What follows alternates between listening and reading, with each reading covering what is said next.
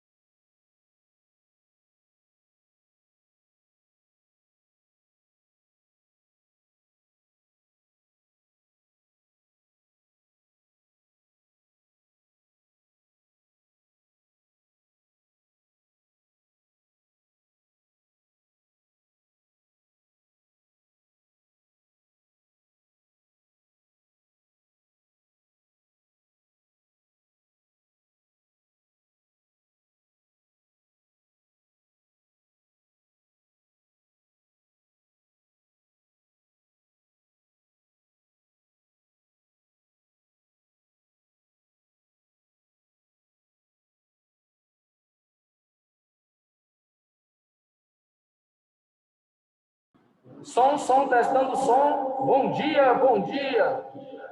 Bom dia. Bom dia, Carla. A Carla tá lá no centro de comando, lá nas operações. Não? Tá rolando aqui essa instabilidade? Vamos lá, né? Então, beleza. Galera, bom dia a todos, sejam bem-vindos, né? Olha só. Na aula passada,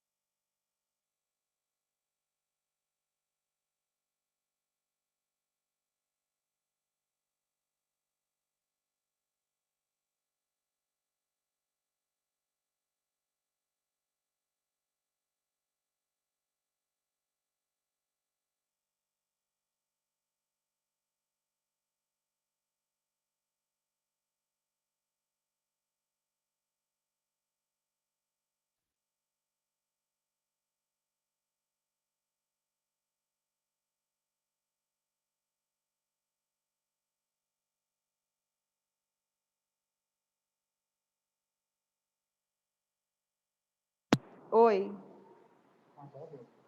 É porque agora é o contrário. Me ouviram agora? Sim. Obrigada, quem me respondeu aí. Pessoal, vamos embora, agora vai. Agora vamos acelerar esse processo aqui.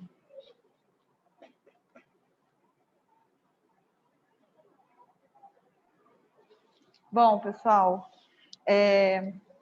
bom dia aí quem está em casa. Estava aqui tentando falar com vocês, dei alguns avisos para os alunos, né? A partir de agora, a gente vai passar as atividades sempre online, tá? Vocês vão pegar aí o aplicativo de escanear o texto de vocês, sempre manuscrito, tá? Eu não falei para vocês, porque eu estava esperando ligar para falar só uma vez para todo mundo. Pessoal, a gente, a partir de agora, quando a gente for pensar na prova de redação, quero que vocês já estejam preparados para uma coisa. Eu não sei se a professora de redação de vocês trabalhava assim, tá? Mas eu sempre coloco... Uai.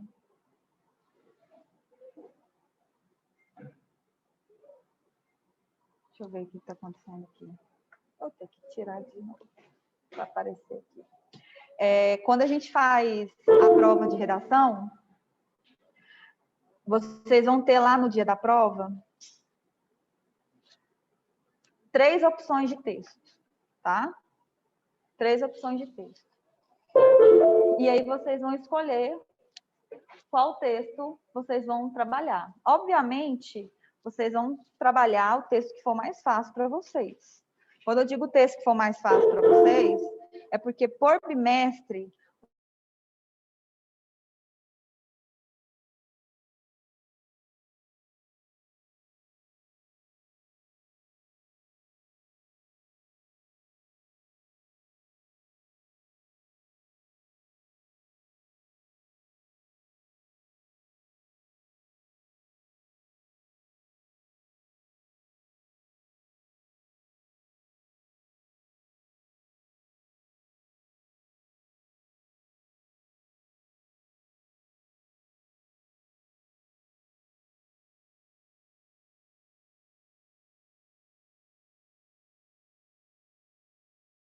tá? E o resto são essas atividades. Então, por exemplo, essa atividade que eu pedi para entregar hoje é uma atividade que já vale 1 ponto. Então, já temos uma boa parte de nota, né? Para essa atividade de hoje. Então, quem trouxe de hoje... Oh, meu Deus. Quem trouxe de hoje, eu vou recolher. E quem me entregou por e-mail... Foi passado o e-mail para vocês? Não? No grupo?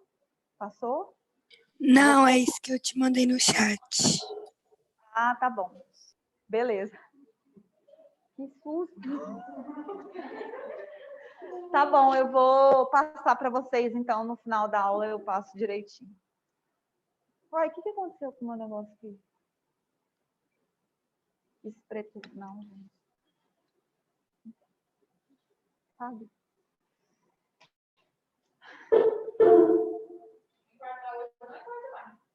Não. É um teste. Saúde, né? É um teste que a gente está fazendo aí, que é importante. A Organização Mundial da Saúde está pedindo, entendeu? E a gente está cumprindo as ordens. Opa, beleza. Esse texto que está aparecendo para vocês é o texto que eu passei em sala de aula, só que eu não, por mais que eu fique olhando assim, eu nunca sei se eu estou conseguindo enxergar, se vocês estão vendo direito. Aí, quando não é data show. Quando é data show, eu tenho certeza que isso aqui está indo para quem está em casa. Então, na aula passada, eu passei esse texto no quadro, pedi que vocês copiassem, né? E aí era um texto que... E tem gente que se assusta bem, né? Bem fácil. Eu pedi que vocês copiassem, falei sobre um pouquinho sobre o Drummond. E esse texto, gente, ele tem como uma estrutura, a estrutura do texto moderno, do texto poético. Como assim, professora? Né? Primeiro que as frases, elas não obedecem à norma gráfica da folha, né? Aquele recuo, à direita, sempre, né? Perdão, recuo à esquerda. Na língua portuguesa, o nosso recuo é sempre aqui. E não vai até o final sempre. Tem frases menores. E quando vai para baixo, não necessariamente uma letra maiúscula. É continuidade, mas não está do lado. O que é isso, professora? Isso é o moderno. Né? A linguagem moderna, que dentro da literatura, vem desde aqui, literatura brasileira, é depois de 1922, eu posso construir e desconstruir do jeito que eu quiser.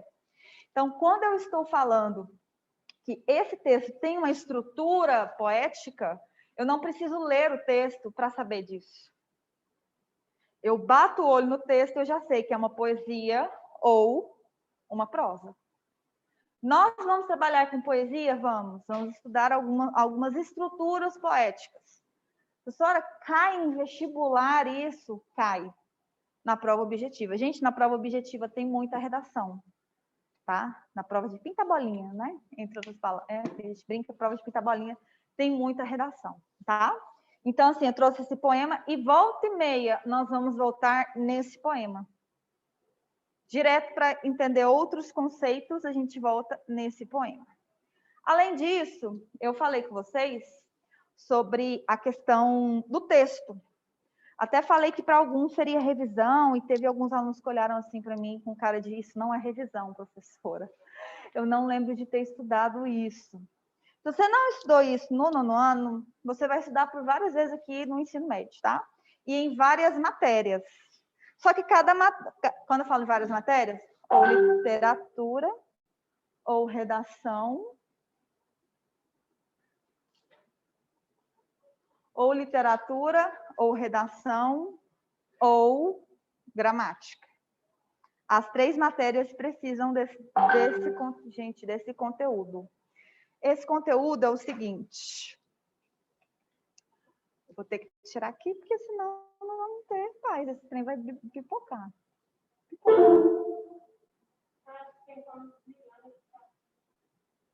É porque se desligar, vai desconectar. Então, deixa eu arrumar aqui só um negocinho, gente. Pronto. Pronto, agora não tem como. Agora foi. Não foi.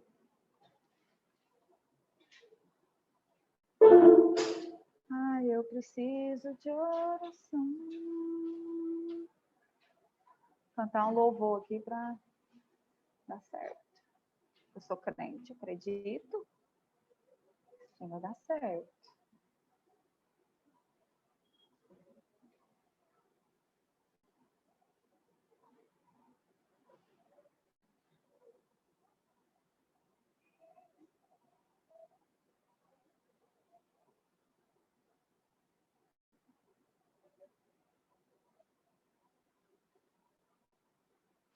Isso, agora foi. Sem barulho, sem susto. A menina, cada hora que faz barulho, ela pula da cadeira. Pronto, acabou. Era para ter acabado. Quem está em casa, acho que vocês não estão presenciando algumas manifestações que eu estou tendo aqui hoje. Mas tudo bem. Isso aqui eu falei na última aula, lembrem-se. Sistema da comunicação, quem criou isso foi Jacobson, tá? Eu tenho quem escreve o texto, eu tenho quem recebe o texto, eu tenho um lugar por onde esse texto tem que passar. Lembra que eu falei da questão do deficiente visual, que eu tenho que adequar o meu texto a quem vai receber. O que eu quero que fique bem claro na cabeça de vocês, quando vocês pegam uma redação para fazer, é pensar no público-alvo do seu texto. Geralmente, esse público-alvo está claramente na sua proposta de redação. Na proposta da prova tem para quem é o texto, tá? Estou falando isso porque nesse primeiro momento eu tenho 2 tipos de textos simples que vocês vão estudar, de estrutura simples também. Que textos são esses? São as cartas e os diários.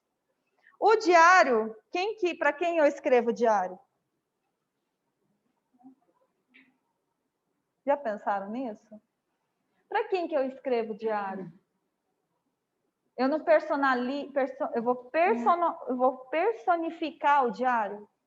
Ele não vai virar uma pessoa para eu desabafar? Ele é como se fosse o amigo perfeito, a pessoa perfeita, pela qual eu não preciso ter medo para desabafar, para falar as coisas, eu tenho liberdade. É meio que para mim mesmo, só que personificado numa outra pessoa, né? Personificado em outra pessoa, obviamente, né? Então, quando eu escrevo a carta, eu tenho que ficar atenta ao quê? Ao meu destinatário. Dependendo do meu destinatário, a carta muda de configuração. Por quê? Depende da idade, depende do sexo, do gênero.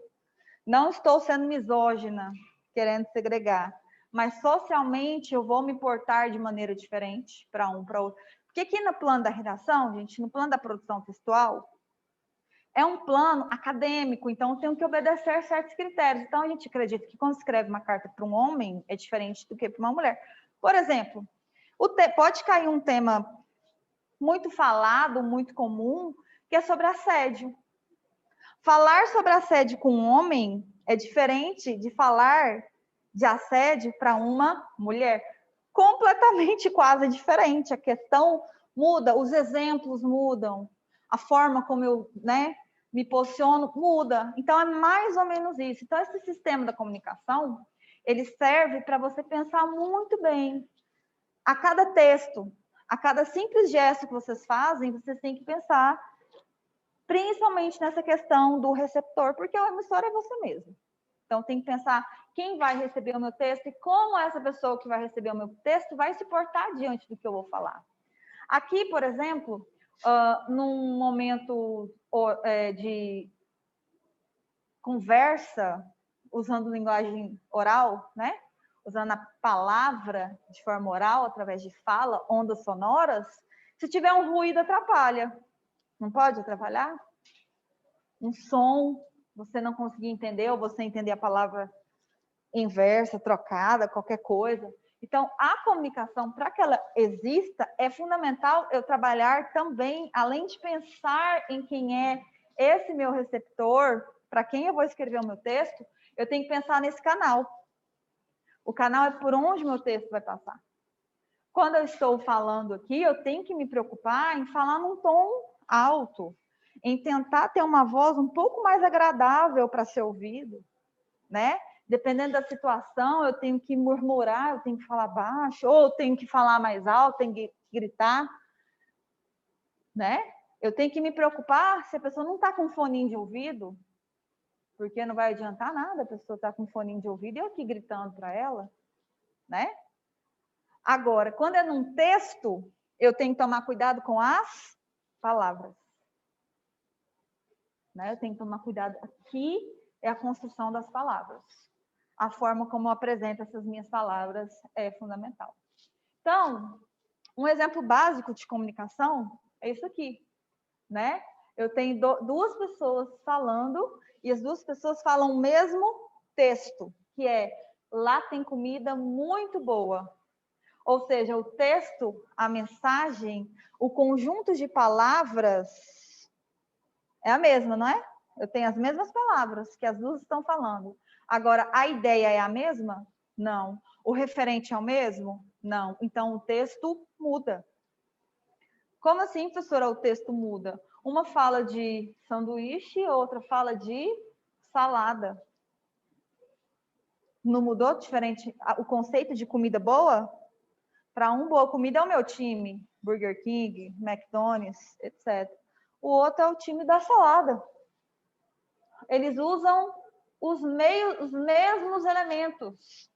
Mesma língua portuguesa, o mesmo canal que eles estão falando, só que eu tenho emissores diferentes. Eu tenho pessoas que produzem o texto de maneira diferente, porque o referente, a ideia que elas querem passar é diferente, tá?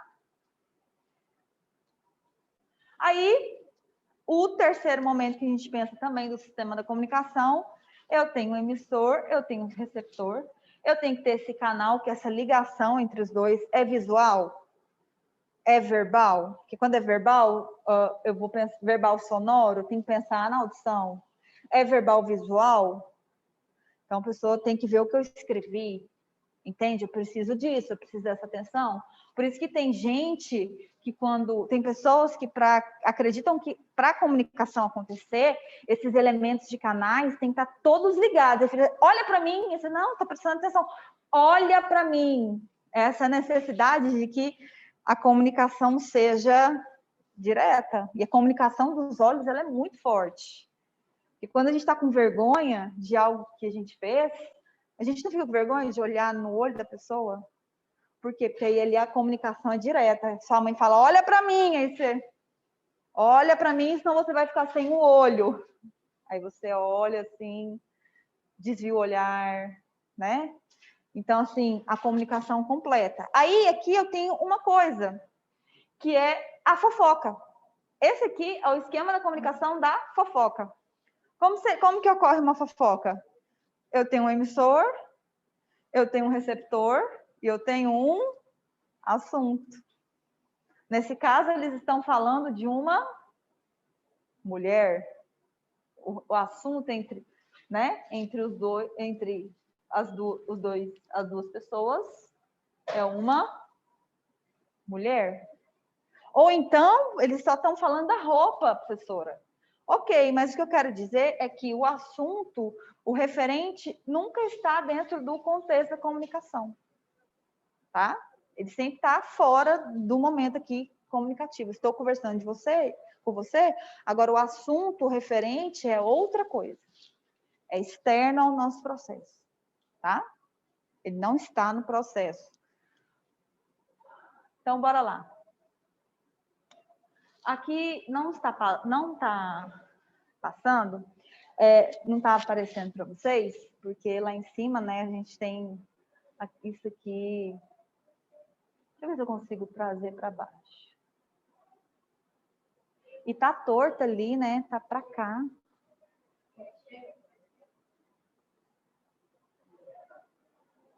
Pode, se puder, por favor. Ai, meu Deus.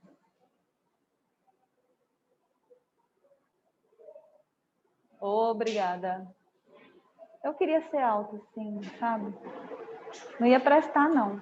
Porque eu baixinha, assim, já sou. O que acontece, gente? Quando eu cheguei aqui no colégio, eu quebrei a fonte do meu computador. Aí,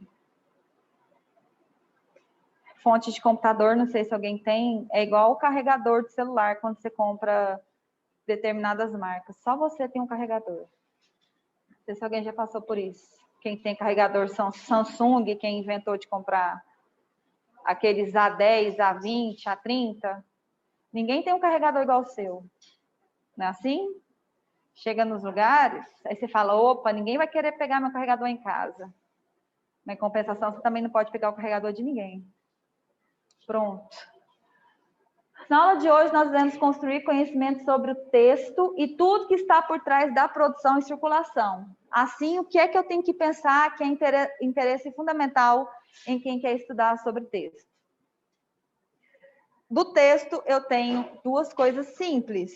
Dois tipos de registros simples, que é o registro formal e o registro informal. Isso cai demais no Enem. Tipos de registro textual. Então, o primeiro tipo de registro, formal e informal. Obviamente que na hora da prova de redação, nós vamos se ater ao registro formal. Mas como a gente está estudando o texto como um todo, a gente tem que entender que as diferentes condições de contexto social, de sua produção e circulação são fundamentais para determinar como o seu texto vai ser escrito. Em outras palavras, deixa eu ver se eu apagar, vai ficar muito escuro. Dorme não, hein? Vou acender daqui.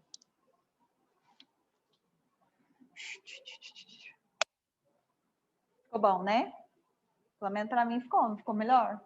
Ou não? Ficou ruim? Para quem está lá no fundo, né? A gente não... Ficou bom? Ficou ruim para dormir, né? Com a luz acesa. Olha que folgada, gente. Oi? Eu sei, mas vocês vão dormir.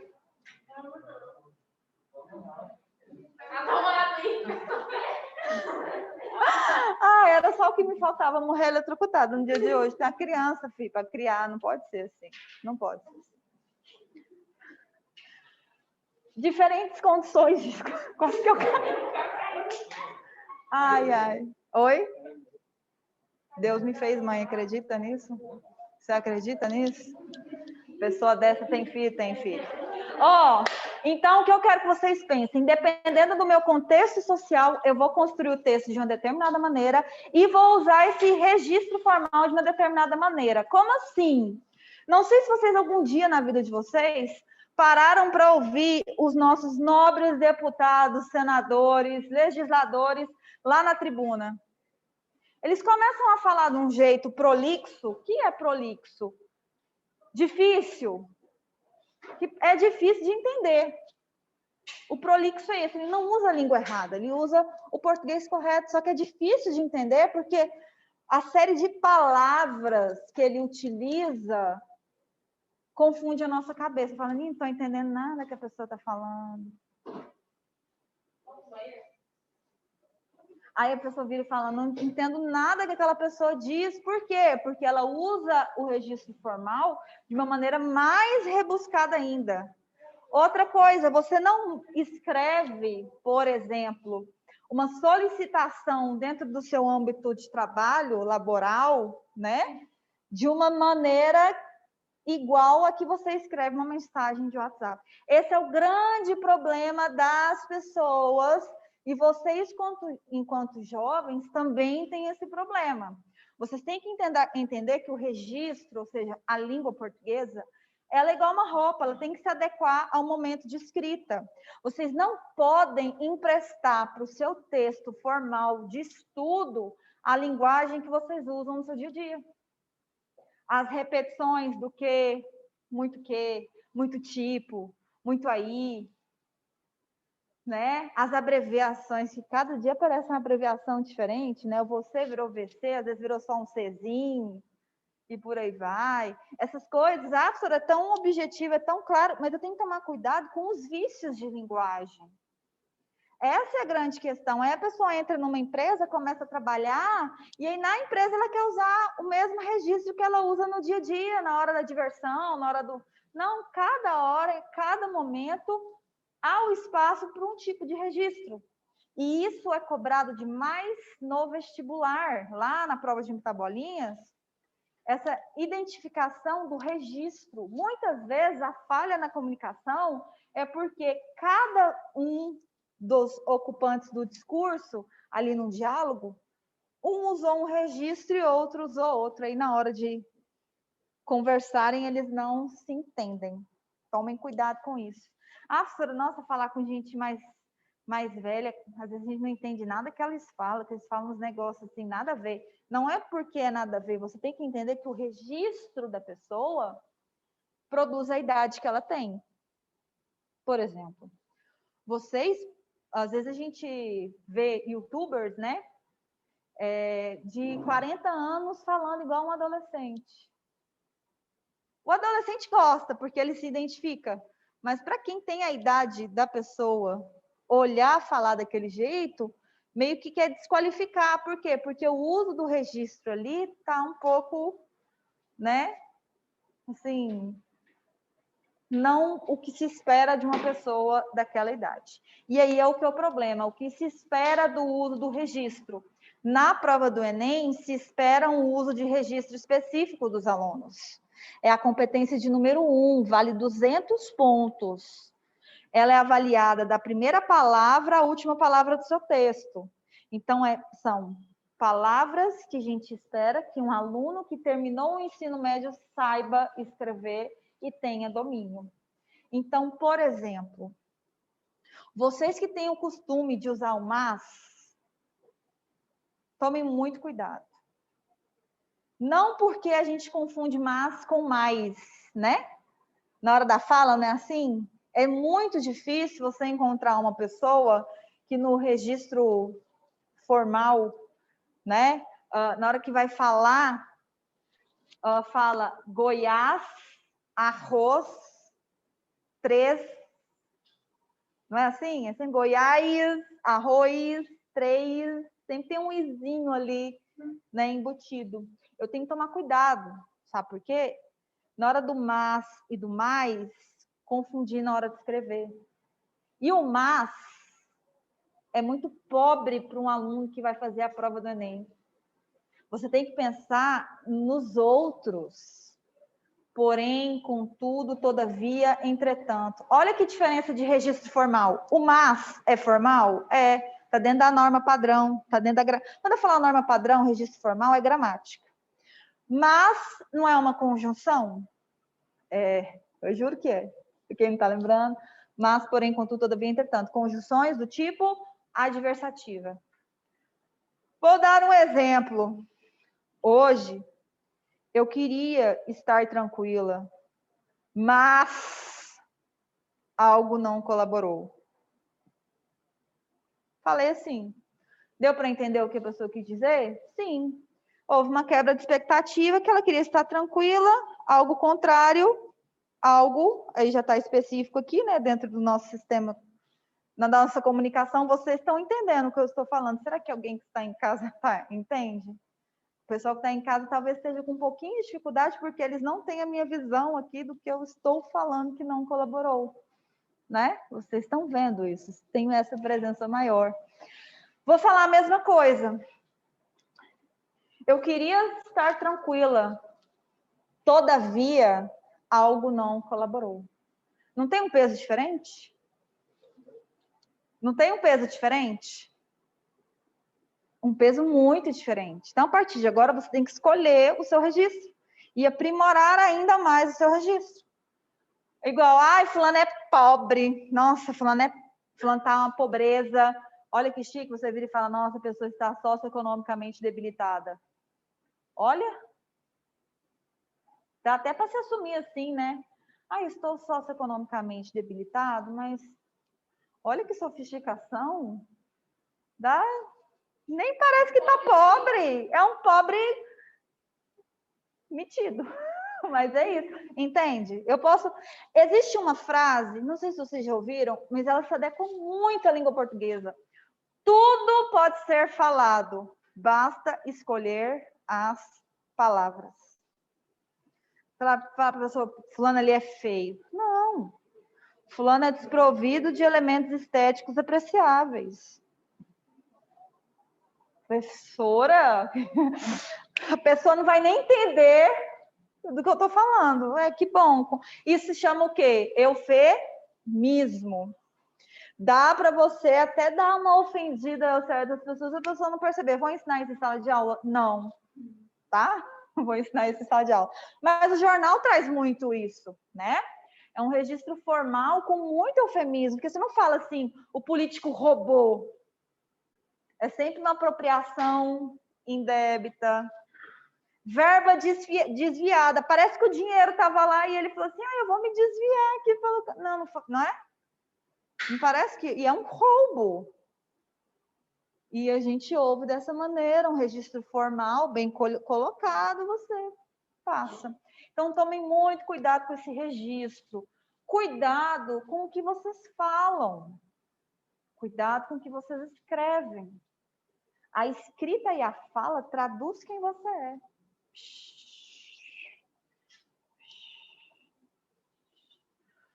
Continuando. Você já se perguntou o que é de fato um texto? Geralmente, entendemos o texto como um conjunto de frases, ou seja, algo que foi feito para ser lido, mas a definição de texto não é tão simples quanto parece. Isso eu já falei na última aula, o texto não é só uma palavra, é um gesto, etc, etc, tá? Eu tenho os textos que são escritos, que são o que a gente vai mais trabalhar e é o que mais vem na cabeça, né, os textos escritos. Mas eu tenho que lembrar também que tem os textos orais, né? Que aí eu tenho que tomar cuidado, porque não são só palavras. E o texto... parte fundamental do estudo do texto é que o texto precisa fazer sentido. Não é simplesmente juntar um monte de palavras sem sentido. E aí o que acontece muito no Enem é isso, tá, galera?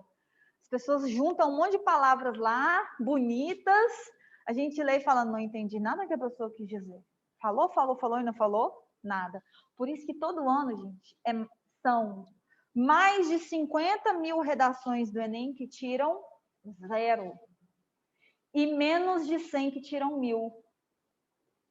Dos milhões de alunos que fazem prova todos os anos. Um número muito discrepante, né? Alguém já ouviu falar desse homem aqui?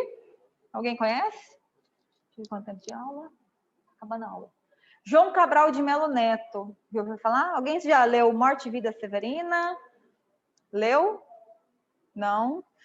João Cabral de Melo Neto é um poeta moderno. Aí toda vez quando eu falar para você assim, sobre moderno, já falei hoje mais cedo, né? Agorinha do Drummond. Pense assim, no modernismo eu posso falar sobre tudo, posso escrever de qualquer jeito, posso construir, desconstruir, posso brincar com erro de português, tá? Eu posso fazer uma coisa que meus alunos, quando eu dou aula primeiro e segundo ano, e quando eu entrego para o terceiro ano, assim, vai! Eu entrego alunos que passaram pelos principais autores de língua portuguesa na minha aula de redação e a gente lê os principais textos desses autores. A gente não lê livros na minha matéria, mas pelo menos um texto, um trecho dos grandes, vocês vão pelo menos falar, eu já li, já ouvi falar. João Cabral de Melo Neto é um desses. O texto mais conhecido dele é Morte e Vida Severina, que é um auto de Natal. O que é um auto de Natal? É uma representação teatral através da poesia, do ritmo, da cultura, né, nordestina. Então, nós temos um auto de Natal, tá? Aqui não é Morte e Vida Severina, nem é um trecho, é um poema, tá? É João Cabral de Melo Neto. Foi diplomata durante muitos anos, então morou fora do Brasil, representando o país, né, na Espanha.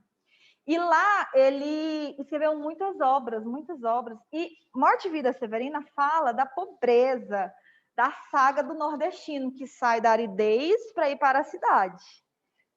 Né, na época que ele viveu, que é a metade do século passado, ali, seus 1950, né? E aí ele estava no exterior e ele leu no jornal que o índice de vida, a expectativa de vida era 24 anos. Era muito baixa na cidade que ele saiu. Gente, pode levantar aí, ó. Da cidade que ele saiu para ir para o exterior. Ele leu, ele vê aquilo, ele fala, cara, vou escrever uma poesia sobre. E ele escreve esse livro. Próxima aula a gente continua. O pessoal que está em casa está acabando também. Aí eu passo o e-mail para vocês direitinho, tá? Quem está em casa aí, pá. Passo para vocês também, não deixem de esquecer, tá? Chama-se Estudos Textuais.